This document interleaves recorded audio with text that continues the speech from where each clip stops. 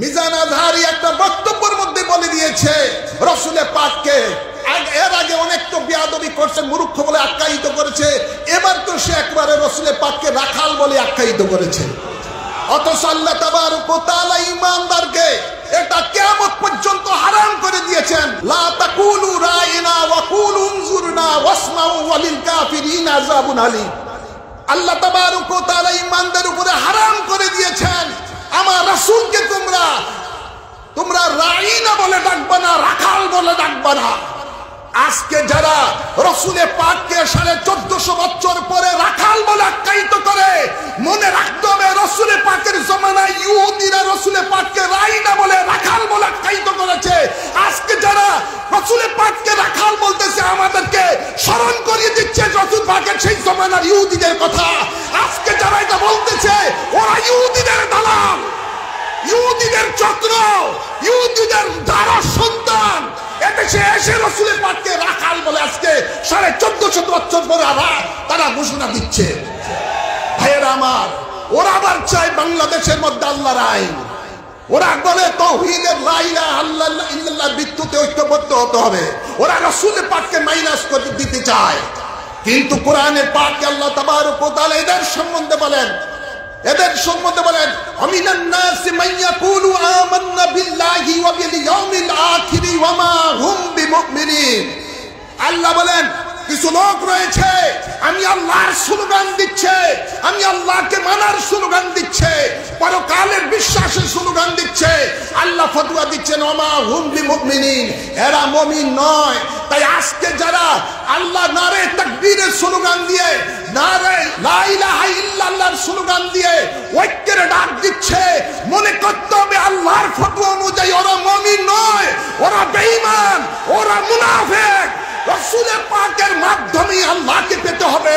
আল্লাহ বলেন, মাইয়ুতি রাসূলা ফাকাদ আতা আল্লাহ। আমার রাসূলের তাবেদারি হলো আমি আল্লাহর তাবেদারি। তাই ঐক্যের ভিত্তি হতে হবে রিসালাতের উপরে।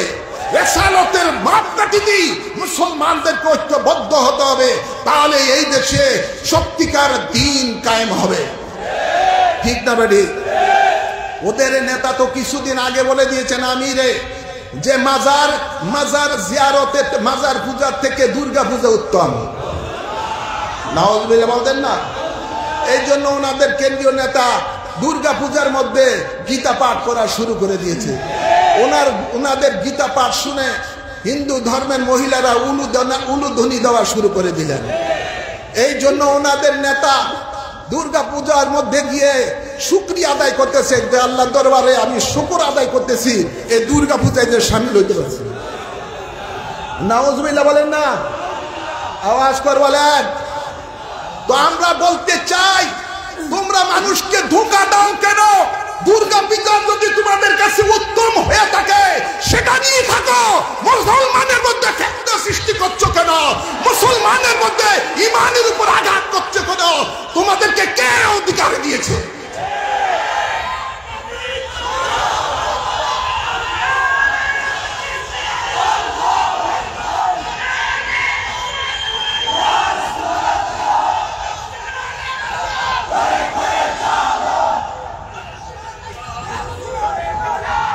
ভাইয়েরা আমার,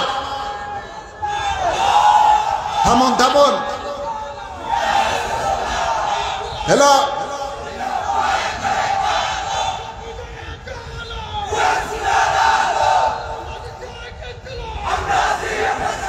ভাইয়েরা আমার, আজ 5ই আগস্টের পরে আমরা দেখতে পাই ওনাদের পাখায় খুব পাখা জগিয়ে, ওনাদের দেহের মধ্যে পাখা জগিয়ে কি করছে? পাখা গজাইছে, পাখা ওনাদের বেড়ে গেছে অনেক। ভাইয়েরা আমার, ওরা বিভিন্ন আউলিয়া কেরামের মাজারগুলোর মধ্যে হামলা করছে, সুন্নি আলেম উলামাদের উপরে হামলা করছে, বিভিন্ন মসজিদ দখল করছে, বিভিন্ন মাদ্রাসার ভালো ভালো পদগুলি তারা দখল করতেছে। হ্যাঁ, স্কুল কলেজ পর্যন্ত সেখানে তারা জোর দখল করতেছে। ওরা বুঝে নাই, এখনো বুঝে নাই ওরা যে দেশ আল্লাহর ওলিদের দেশ, এদেশ বাবা শাহজালালের দেশ, এদেশ বাবা শাহপরানের দেশ, এদেশ 360 আউলিয়া কেরামের দেশ। এদেশের মানুষ ইসলাম পেয়েছে অলিদের মাধ্যমে। সুতরাং অলিদের মাজারের মধ্যে ওরা যারা আক্রমণ করতেছে, ওরা এখনো ভাবে নাই। আল্লাহ ঘোষণা দিয়েছেন আগের থেকেই, মান আদালি ওয়ালিয়ান ফাকাদ আযানতু বিল হারব। আমার অলিদের সাথে যারা দুশমনি করে আমি আল্লাহ তাদের বিরুদ্ধে যুদ্ধ ঘোষণা করে দেই। ওদের বিরুদ্ধে অলরেডি আল্লাহর যুদ্ধের ঘোষণা অলরেডি শুরু হয়ে গেছে, জায়গায় জায়গায় শুরু হয়ে গেছে। উই পোকা মরে, এই পাখা গলিবার পাখা গজাইলেই উই পোকা মরে। আগুনে যে ঝাঁপ দেয়, ওরা ওলি আল্লাহর মাজারে যে ঝাঁপ দিতেছে এখনো বুঝে নাই এটা কেমন ধরনের আল্লাহর ওলিদের দরবার। এই জালালিয়ত কিছুদিন পরে ইনশাল্লাহ দেখবেন।